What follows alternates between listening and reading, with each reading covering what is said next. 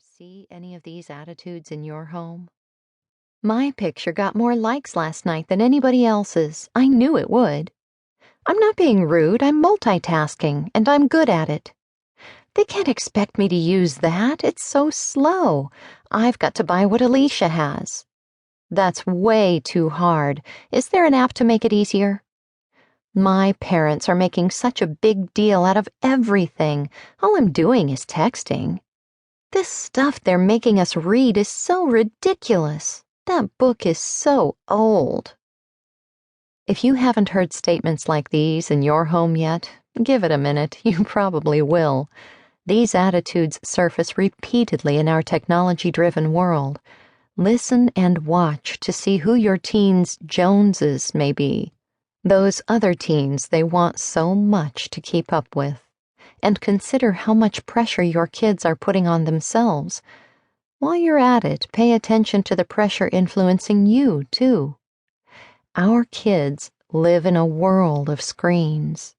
They have digital, smart devices, internet, World Wide Web, social networking, games, and TV, movies, radio, streaming devices. This book isn't really about technology, but it is about how technology influences the beliefs and behaviors of teens, and how parents can connect with their children to influence them positively. Parents and teens are both affected by the influences of our screen-saturated lives, but young people experience the effects with ferocious intensity. I see the signs of screen world stress in myself, and I'm middle-aged.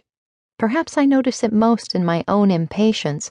Why did that light just turn red? Or in my desire to win every game of solitaire I play. I admit it. I can get annoyed if I forget to program my DVR. I'm grateful for all the music I can choose from, though sometimes I feel so overwhelmed by the numerous choices that I choose nothing at all. I depend on the convenience of the internet for research, but I also feel frustrated because there's so much information there. Screens are part of our lives, and they're here to stay, but we long for a deep connection with the teens we love, and that means making sure we give our relationships their rightful priority and connect face to face. Being honest and recognizing how technology influences you can improve your relationship with your teens. You can talk about what you have in common rather than being frustrated by differences. One expert in the effects of media and technology on culture says technology is fast, cheap, effective, and cool. That's the good part. The bad part is that it's fast, cheap, effective, and cool. We all know that digital technology itself isn't the problem. Technologies and how we use them can be wonderfully life-giving. They are both tools and toys, tools we need and toys we enjoy. But the content and use of technology can cause problems when they begin to encroach on our development in 5 core areas of need that both parents and teens share.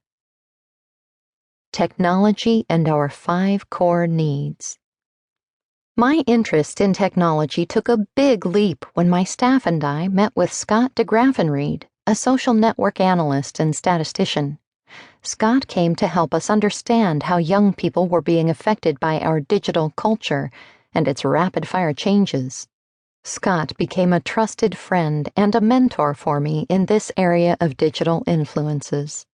As a staff, we began to apply Scott's information about the culture of technology to what we knew about young people's core needs of security, identity, belonging, purpose, and competence. Suddenly, the behaviors and problems we'd been recently observing in teens began to make sense.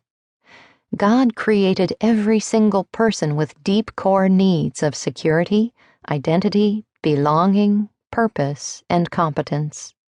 For more than 25 years, I've been teaching about these God-given needs and how, ideally, we meet them in healthy ways.